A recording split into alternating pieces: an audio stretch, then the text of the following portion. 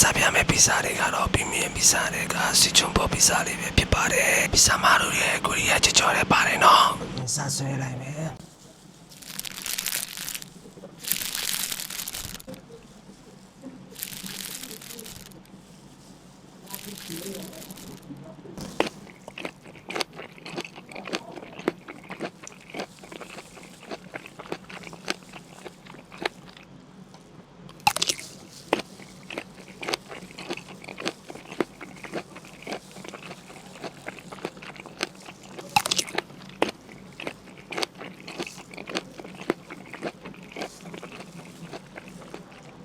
ကျွန်တော်ပီဇာတွေကိုစားပြမှာဖြစ်ပါတယ်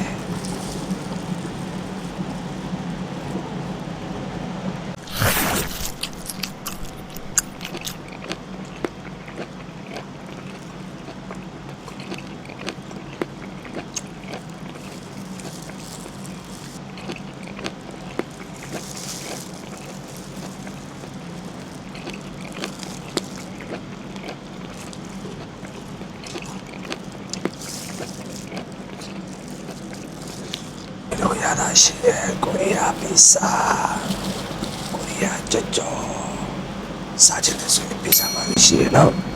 ပိုကောင်းတာကိုစားပါမာရူပီဇာ